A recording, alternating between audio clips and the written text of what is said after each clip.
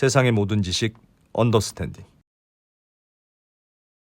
이제 이 쇼이구 국방부 장관의 러시아 방문이 왜 좀 충격적이었었냐면 네.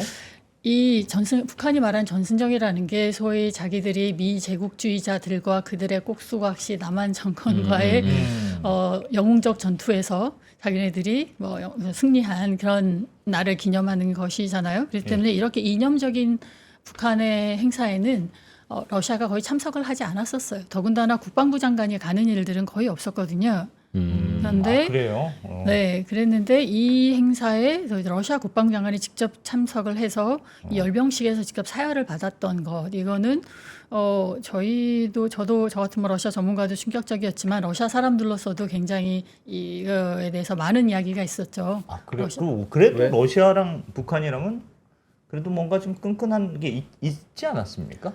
저거 가는 게 어떤 왜 가는 게 어때서 왜 뭔가 예. 이상한 거예요, 저게? 러시아는 어쨌든 냉전 해체 이후에는 우리가 인정하건 뭐 인정하지 않건 또 예. 어쨌든 민주주의라는 그런 체제를 택했고 자본주의 노선을 걸었거든요. 그래서 남북 관계에 있어서는 남한하고 북한 관계에서 어떤 균형 외교라는 것을 기본적으로 취했고 예. 균형 외교라고 하면서도 내용적으로는 한국과의 관계를 더 중시했었었죠. 그렇기 때문에 그리고 대북 관계에 있어서도 뭐 이전과 소련 시절과 우호적 관계는 이제 좀 뭐 옐친 시대 때까지 너무 망가졌었기 때문에 고르바초프 옐친 그래서 소련 푸틴 정부가 들어와서 어느 정도 되살리려고는 했지만 그게 소련 시절과 같은 그런 뭐 동지적 관계, 혁명 동지 그런 관계가 아니라 형제 관계가 아니라 되게 좋은 이웃으로서의 예. 관계라는 그런 정도의 스탠스를 유지를 해 왔었죠.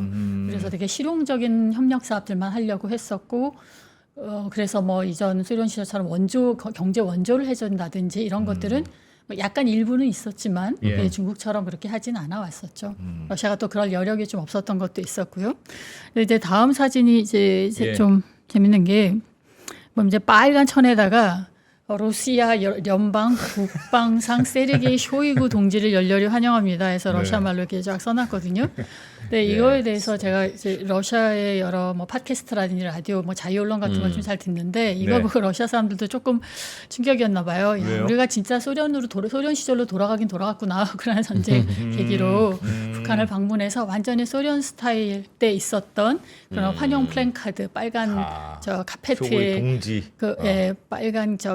빨간 그 현수막의 표 이런 모던까지 예. 참 향수를 자극하는데 정말 이제 우리가 소련 시절로 돌아가는 건가라는 이제 조금 자괴감들을 약간 느꼈다고 하는 예. 그런 이제 좀 상징적인 사건이었습니다. 근데 아. 이제 더 중요한 거는 이때 이 국방부 장관이 열병식 어떤 상징적인 세리머니만 참석한 게 아니라 예. 이 북한 무기 전시회 같은 것도 이제 갔는데 이제 김정은이 그때 당시에 중국에서 왔었던 중국 시진핑 특사는 제껴두고 거의 그 쇼이구를 그냥 밀착 수행하면서 이런 것들을 다 안내하면서 다녔었죠. 근데 여기에 사실상 전략 무기들, 우리가 핵 전략 무기라고 하는 것들도 진열되어 있는 곳을 쇼이구 장관이 이렇게 같이 관람한 것 자체가 예. 이제 북한의 북핵을 인정하는 행위냐라는 부분에 있어서도 상당히 좀 논란이 되었던 이런 부분이었습니다.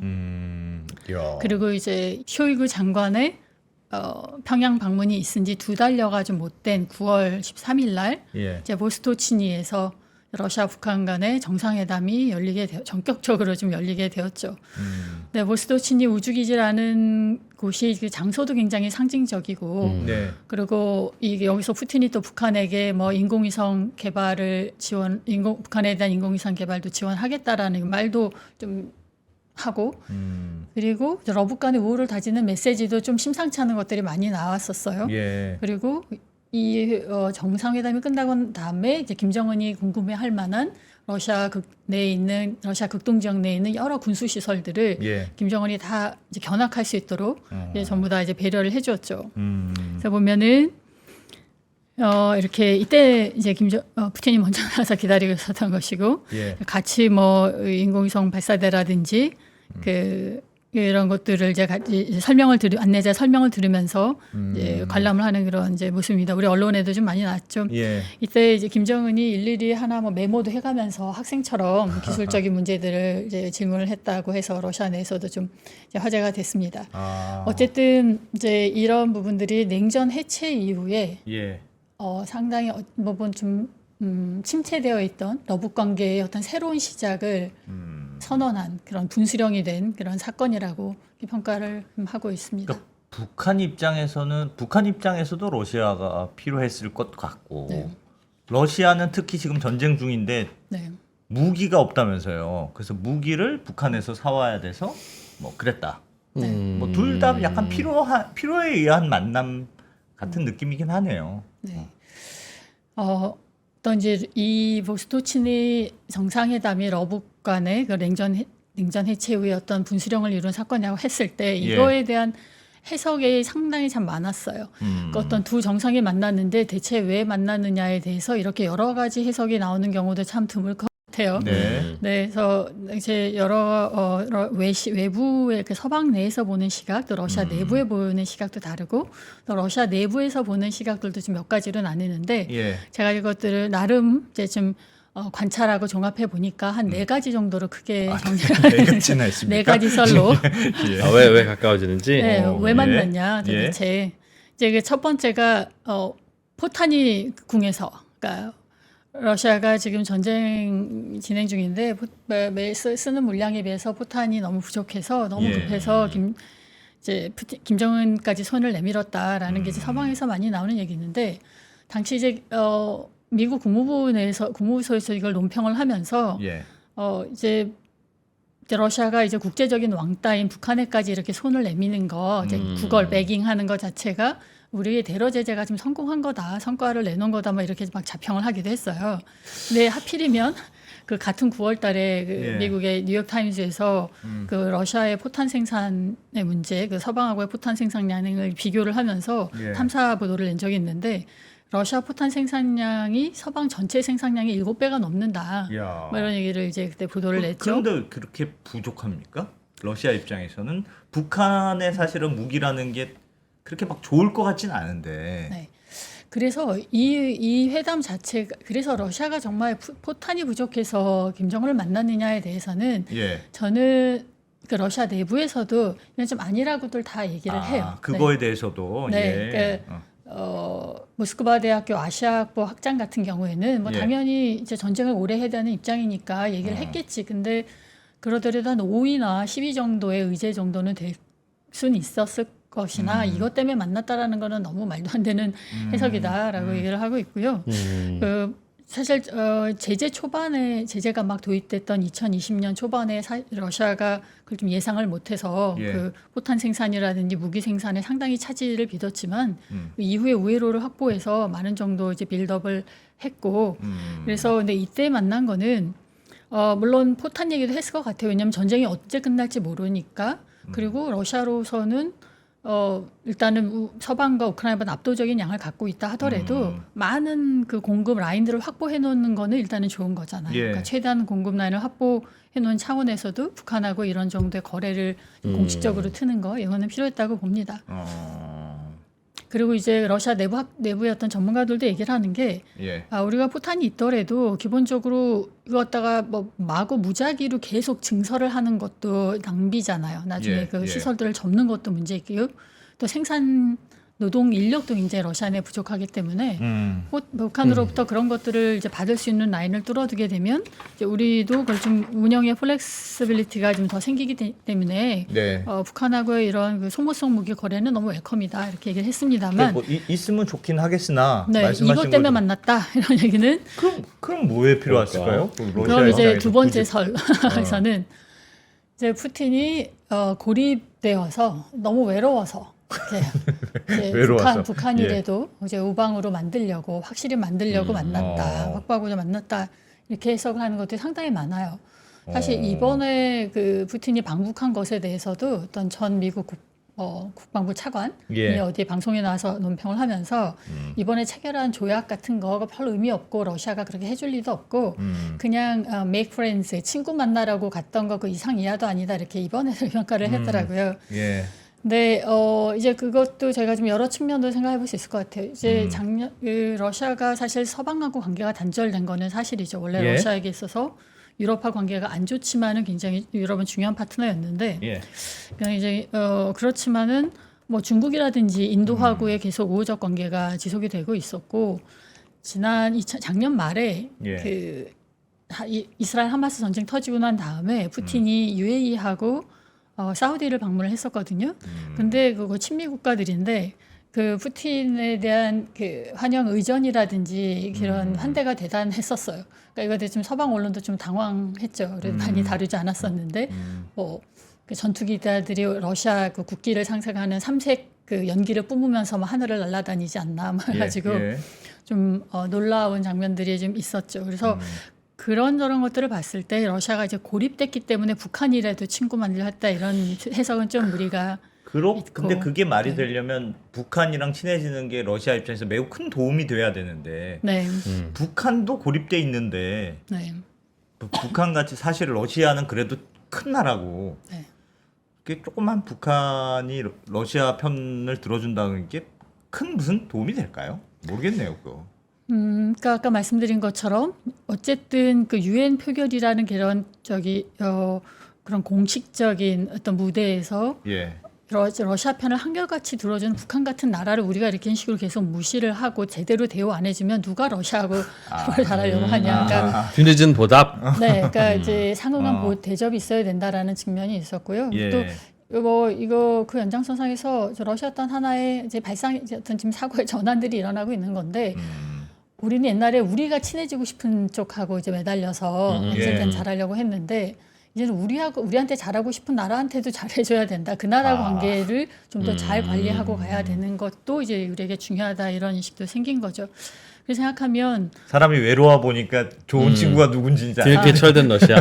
바로 예. 딱 그런 표현들을 했습니다. 이렇게 되고 보니 누가 우리 진짜 친구인지 알겠더라 막 이러면서 왜냐하면 중앙아시아 국가들 같은 경우에는 그 유엔 표결 같은 데서 거의 많은 경우 뭐 기권하거나 표현 안 하고 도망가고 막 이랬거든요. 러시아 제재할 때 그럼 나는 이 제재에 반대한다 하고 의사 표시한 나라가 많지 않았어요. 그러니까 제재라는 게 사실 유엔 제재가 아니고 그 미국과 서방이 주도하는 제재에 대해서 자기가 거기에 참여하고 안 하고의 문제이지 뭐 그걸 명시적으로 우리는 제재 참여 안 해 뭐 이렇게 하진 않죠. 근데 실질적으로 제재에 중앙아시아 국가도 거의 다 안 했죠. 뭐 중앙아시아뿐만이 아니라 전 세계적으로 제재에 참여하는 국가가 한 40여 국가 정도 되니까 그 나머지 대략 100여 국가라고 할 만한 나라들은 이제 제재를 그냥 안 한 거죠. 제재 참여를 그냥 안 한 거죠. 북한도 하지만 그 중에 하나였을 거고. 북한은 제재를 참여하고 안 하고 간에 러시아하고 별로 경제적인 교류가 서로 없어가지고. 자체도 없는. 무역 네. 그들이 미미하기 때문에 제재를 예. 참여한다 안 한다라는 그런 차원이 아니라 이제 러시아에 대한 어떤 규탄결이라든지 그 목소리를 우크라이나에 그냥 대해서 내주는. 어떤 철군 결의안에 대해서 다 반대표를 공식적으로 던졌던 거죠. 반대표라는 건 어디 표결을 유엔에서 유엔 유엔에서. 표결에서 어. 유엔 표결에서 러시아 제재는 유엔 제재는 아니지만 네, 제재는 아니고 이제 러시아를 규탄하는 결의안이라든지 뭐 철군을 요구하는 결의안이라든지 뭐 이런 것들에 대해서 이제 다 북한이 공식적으로 반대 입장들을 명확히 했죠. 그런 어떤 5나라 정도의 러시아 꼽히는 입장에서는 나라였습니다. 예뻐 보일 수는 있었겠네. 그렇게 네. 해주는 나라가 대여섯 나라밖에 없었어요. 그랬죠. 대체로 근데 많은 경우 또 중립을 지키고 또 그런 나라들도 상당히 있었어요. 대체로는 그냥 말을 안 하고 있는데 그게 그렇죠. 그나마 암묵적 지지인데 러시아에 그렇죠. 대한 네. 북한은 대놓고 그냥 우리는 지지합니다 하고 나선 거군요. 그렇죠. 우리는 러시아 편이야. 아까 말씀드린 것처럼 김여정이 우리는 러시아하고 하나에 참여 있다라는 그런 입장이니까 야. 모든 상황에서 무조건 러시아가 옳다. 그렇게 네. 따지면 훨씬 북한이 그냥 몸이 달았네. 북한이 몸이 더 달았던 것 같긴 하네요. 네, 근데 몸이 닿을 때보다는 지금의 어떤 북한이 처한 여러 가지의 뭘까요? 그 앞뒤가 막힌 이런 상황에 있어서 예. 하나의 커다란 탈출구를 발견한 거죠. 어떤 작자는 신대륙이라고 하던 러시아라는 신대륙을 발견했다. 러시아가 처한 상황에서 러시아를 확실히 붙잡고 예. 지금 북한이 처한 여러 가지 그 뭐 전략 무기들을 업그레이드하는데 겪는 여러 가지 군사적인 어려움, 또 경제적인 고립 이런 것들을 탈출할 수 있겠다라는 그런 확실한 전략적인 목표가 섰고 그거에 대해서 좌고우면하지 않고 2년여랑 달려온 결과 이제 사실 이번에 푸틴 방북을 통해서 상당한 선물을 받은 것이죠. 아하. 북한이 네, 북한이 받았죠. 북한은 뭘 받았다고 볼 수 있을까요? 이번에 뭐 작년 보스토치니 정상회담 이후로도 양국 간에 지금 이번 푸틴 방북 전까지 그 어떤 경협 사업들이 가능한지에서 타진하는 많은 어떤 부처 간 기관 간에 이렇게 교류들이 있었어요. 회의가 러시아와 있었고, 북한 간에? 네. 그래서 어떤 뭔가 지속 가능한 양국 간의 협력 사업 같은 것들을 찾는 이제 노력들을 좀 지속적으로 해서 지금은 뭐 농업, 임업, 뭐 이렇게 수산업 이런 쪽에서 일단은 같이 할 수 있는 사업들을 찾아보기로 자기네들이 이제 방향성을 잡았고요. 예. 그리고 어떤 포탄 지금 뭐 이게 겉으로 드러나지 않아서 실제로 얼마만 어떤 식의 보상을 받고 있는지 정확하게 데이터를 갖고 말씀드리기는 어렵습니다만 포탄을 제공을 함으로써 북한은 뭐 식량이라든지 예. 에너지 문제를 해결할 수 있는 것이죠. 그리고 이런 부분들은 좀 김정은 체제가 앞으로 굉장히 안착될 수 있고 안착될 수 있는 굉장히 큰 기반을 마련했다고 볼 수 있죠. 러시아가 북한 관계가 이런 식으로 계속 간다면은요. 원래 북한의 최대 우방국은 중국 아니었습니까? 원래? 근데 중국한테 그냥 기름도 받고 이런저런 원조도 받고 뭐 중국의 보호막이 꽤 있었던 것 같은데 북한이요? 그런 네. 북한 입장에서 네. 근데 북한 입장에서 중국하고의 관계가 많이 단절이 됐나요? 그러니까 중국 입장에서 아니 북한 입장에서는 이제 중국하고는 너무 소원해졌으니 러시아라는 큰 나라를 잡자. 네. 그런 전략이었을까요? 중국과 북한 간의 관계에 대해서도 네. 제가 뭐 중국 전문가들 얘기를 들어보면 예. 얘기하시는 게 다 달라요. 문제는 네. 다 다릅니다만 어쨌든 원래 중국과 북한 간에는 항상 그런 텐션이 있었다. 그러니까 협력을 하면서도 항상 긴장 관계가 있었고 북한은 중국에게 더 많은 걸 원하지만 중국이 주긴 하지만 또 북한이 원하는 만큼 채워주지 못했던 거 그랬던 관계는 항상 있었고 그렇기 때문에 뭐 소련 시절부터 북한은 중국과 러시아를 왔다 갔다 하면서 예. 소위 등거리 외교를 하면서 양쪽에서 다 받아내 왔었다는 것이죠. 근데 이제 소련이 해체되고 러시아가 약해지고 또 러시아가 북한과 관계 거리를 두면서 이제 그것도 그나마 이제 가장 인접해 있는 중국하고의 중국이 사실은 북한을 관리하는 예. 그런 모드로 들어갔고 러시아는 약간 뒤로 빠지는 식이 예. 됐었던 거였죠. 예. 근데 지금 이제 중국 같은 경우에는 또 입장이 뭐 아시겠습니다만 중국은 어찌 됐건 지금 현재의 어떤 자유무역 체제에 많은 그 덕을 보고 이 정도 경제가 큰 나라이고 앞으로 미국과 경쟁을 더 하기 위해서 보다 더 준비 모드 차원에서더라도 어떤 갈등들을 더 키우진 않아야 되거든요. 유럽하고도 그렇고 미국하고도 그렇고 그런 차원에서 북한에 대해서 어떤 유엔 제재를 어기는면서까지 어떤 노골적인 지원을 한다거나 이러기는 상당히 좀 어려운 입장이었다고들 얘기를 하죠. 그런 것들에서 중국은 북한을 계속 이제 불만을 표시할 수밖에 없었을 거고요. 예. 네. 그러나 이제 러시아는 우크라이나 전쟁을 통해서 하나의 강을 건너가 버렸기 때문에 이제 러시아가 이제 확실한 어떤 동아줄이 될 수 있다라는 것에 대해서 북한의 어떤 판단이 굉장히 빠르게 섰고 예. 그거에 대해서 이제 북한의 굉장히 일편단심 그런 자신들의 확고한 메시지를 이제 보내왔죠. 그래서 러시아에서 그런 호응이 이제 있었던 것이고요. 그래서 이제 이 연장선상에서 이제 좀 재미있는 어떤 러시아 학자의 얘기를 조금 소개를 드리고 공유하고 싶은데 예. 그 러시아 이제 모스크바 대학교 그 아시아학부 학장 같은 경우에 얘기를 하면서 러시아 이제 그런 분들이 이제 러시아 방송 같은 매체에 나와서 우리가 왜 북한하고 친해져야 되냐 이런 예. 질문에 대해서 열심히 설명들을 해주시는 걸 좀 봐요. 그러니까 예. 러시아 국민들에 대한 어떤 인식을 높이고자 하는 것이죠. 그러니까 거기 약간 젊은 사회자들이 북한이야말로 사실은 기관 총을 든 원숭이 같은 그런 존재 아니냐 그런 표현을 했어요. 근데 우리가 이제 좀 가로치고 좀 이제 속 얘기는 그런 북한하고 우리가 이렇게까지 가까워지는 게 맞아요? 약간 예. 이런 질문이었는데. 러시아 내 국민들의 인식이 약간 그런 게 있는 모양이군요. 좀 의아하다는 인식이 있는 모양이군요. 이제 이 러시아 정부가 북한을 갖다 폄하하는 그런 표현들은 당연히 이제 공식 국가 관계관에서 하지 않았지만 예. 러시아 같은 경우에 어떤 뭐 북한 러시아 국민들의 어떤 정서라든지 인식이라든지 미디어를 통한 북한에 대한 이미지는 어찌됐건 세계에서 가장 고립된 나라 그리고 가장 최악의 인권 국가이면서 독재 국가 그리고 극장 국가 예. 이렇게 희화되는 측면들이 굉장히 많았었어요. 그러니까 근데 그런 북한하고 이제 러시아가 이런 전면적인 관계들을 이제 가려고 하는 것에 대해서 예. 학자들이 왜 그래야 되는지를 나와서 설명을 해야 되는 상황들이 좀 있는 예. 거죠. 네, 그런 얘기를 하면서 우리가 만약에 북한을 저 상태로 내버려 둔다면 정말 배고프고 화나 있는 불만 많은 진짜 기관총등 원숭이를 우리 국경에 두는 거다.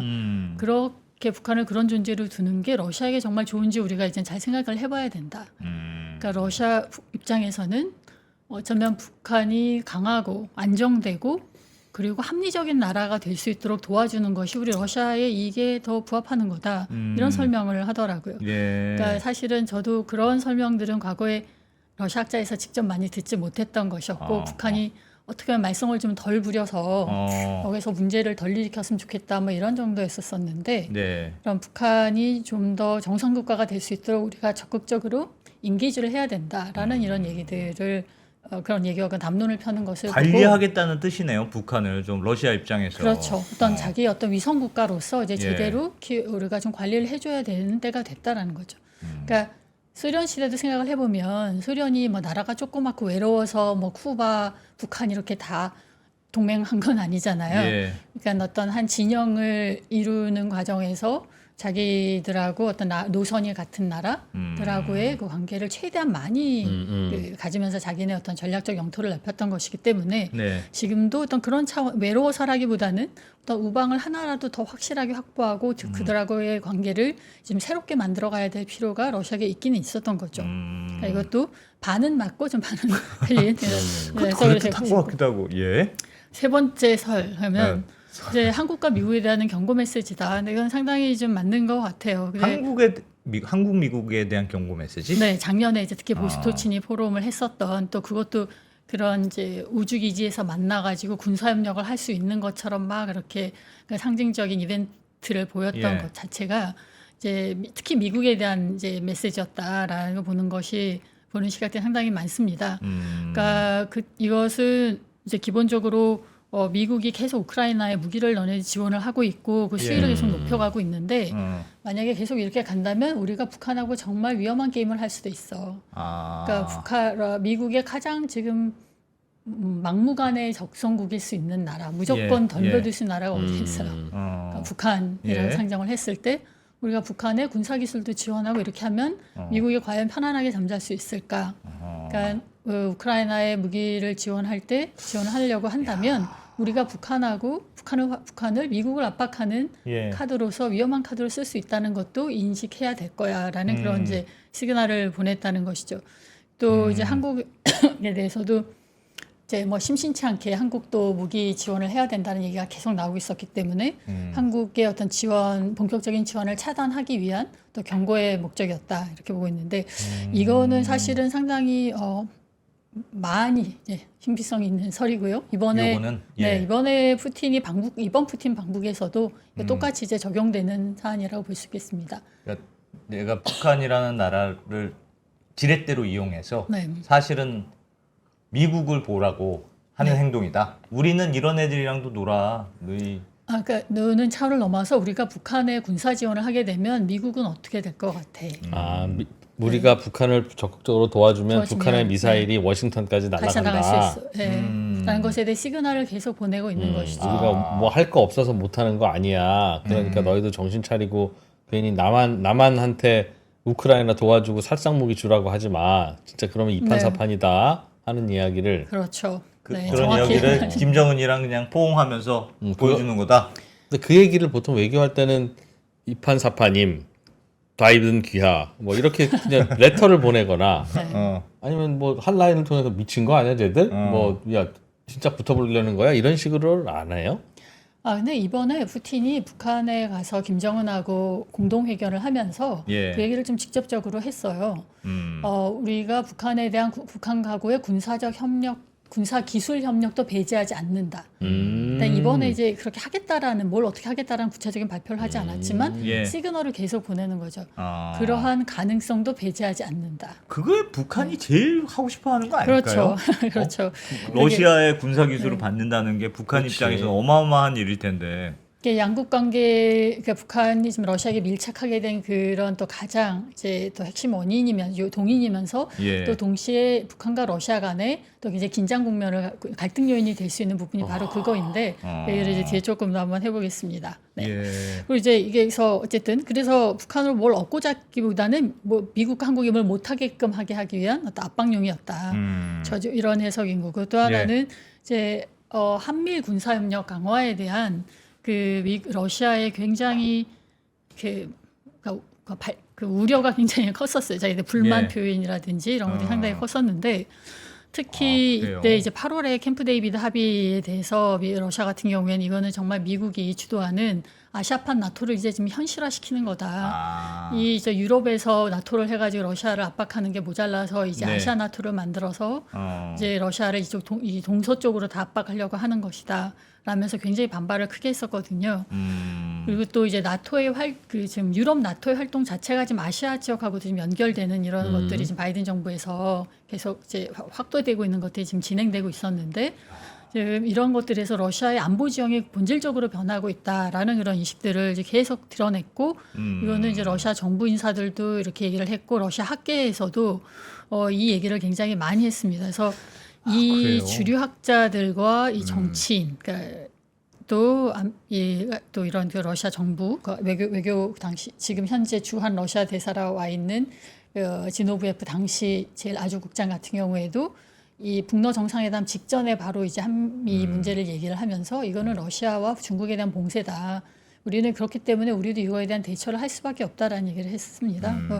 이 정말 보스토치니 회담 러시아 북한 정상이 왜 만났느냐라는 해석에 있어서 가장 러시아 내에서 많이 얘기되고 있는 부분들이 바로 이 아시아 나토, 미국의 아시아 나토의 본격화. 우리도 뭉쳐야 된다는 뜻이군요. 네, 그러니까 우리도 짝이 있어야 되는 거 아니냐. 우리가 이렇기 때문에 북한하고 뭔가 군사협력 이건 뭐건 간에 강화하는 거는 필연적인 기결이다. 이건 불가피한 선택이다라는 얘기들이 이제 많이 나왔었죠. 그러면 교수님 저게 맞으려면 러시아가 중국하고도 협력 관계가 강해지고 있나요? 그래야 사실은 그 한중일 그 안보 협력이 강화되는 게 우리가 그냥 느끼기에는 러시아보다는 당장 중국을 견제한다는 느낌이 더 강한데 러시아도 어쨌든 우리 주위에서 너희끼리 뭉치는 게 나는 굉장히 불편해라고 생각할 수는 있을 것 같아요. 그러면 너희끼리 이렇게 뭉치니 러시아 입장에서는 우리는 그럼 중국, 북한 뭐 이렇게 다 우리 근처에 있는데 우리는 그렇게 뭉친다.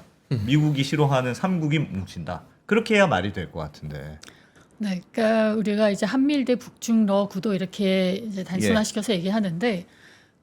한미일 같은 경우는 어느 정도 좀 구조화되어 있죠. 근데 북중러는 우리가 이제 좀 만들어낸 어떤 개념이기도 개념이죠. 예. 근데 이제 굳이 얘기를 하자면 북한, 러시아, 중국이 있다면 북한은 이미 마음은 저기가 막 달려가고 그 빨리 북중러가 뭉쳐서 이 진영 한반도에 이 그 진영 구도가 딱 이렇게 잡혀야 되는데 그럼 이제 앉아서 이제 거저 떨어지는 게 많지 않겠어요?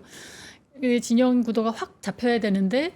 그동안 러시아가 좀 더 되게 늦게 왔고 왜냐면 러시아는 여전히 유럽하고 사이가 안 좋으면서도 계속 에너지를 거기에 팔아왔었기 때문에 어떤 그 현상 변경을 하는 데 있어서도 자기네들이 최소한 넘지 않았던 선이 있었거든요. 근데 이제 이번 우크라이나 전쟁을 통해서 선을 넘어가 버려서 이제 북한이 신났다고 이제 박수를 친 건데 근데 지금 상황에서는 북한은 이제 마음이 저만큼 북중러를 뭉쳐야 된다고 매 앞장 달려가고 있고 그 다음에 이제 러시아가 우크라이나 강을 건너면서 넘어왔고 중국이 이제 저 뒤에 이쪽에 좀 늦게 오고 있는 것이죠. 근데 이제 중국 입장에서 러시아는 되게 이해한다라는 입장을 가지고 있어요. 그러니까 지금 중국이 갖고 있는 현재 좀 실존적인 어떤 상황들 왔었을 때 중국은 좀 더 미국하고의 경쟁을 준비하는 데 시간을 더 벌어야 되고 더 국력을 키워야 되는 상황에서 지금 현재 국제 질서에서 좀 더 이제 유럽하고 더 이제 무역을 더 계속 확대하고 미국하고 있어서도 큰 문제 없이 이제 이 시간들을 좀 견뎌가야지 되는 것이거든요. 그렇게 이해를 하지만 또 러시아 학자들이 또 얘기하는 걸 보면 중국도 언젠간 타이완의 강을 건너게 되면 우리랑 똑같아질 거야. 뭐 예. 이런 얘기들을 해요. 예. 하지만 어쨌든 지금 현 주소에서는 이제 서로 세 국가의 그 입장들이 조금씩은 이제 달라요. 원도가 많이 다른 것이죠. 아직은 중국은 거기에 적극적이진 않군요. 이렇게 북중로로 이렇게 외부룩이 비춰지는 것은 굉장히 뭐 조심스러워하지만 또 이에 대해서 중국 내부에 그러나 중국이 정말로 그러니까 미국하고의 관계가 어느 순간에 타이완 문제를 통해서 급격하게 자기네들도 안 좋아질 수도 있고 자기네들도 중국, 러시아가 똑같이 어떤 그런 상황에 닥칠 수 있다라는 것도 배제하고 있지 않기 때문에 이 러시아와 북한에 대해서 마냥 경원시할 수 없는 그 여러 가지 시나리오를 두고 시간 조율을 하면서 이제 그 전략들을 이제 동시다발적으로 전개를 해가고 있는 그런 상황이라고 볼 것 같아요. 그래서 중국 입장은 좀 더 다면적이다. 알겠습니다. 다면적이다 이렇게 볼 수 있을 것 같습니다.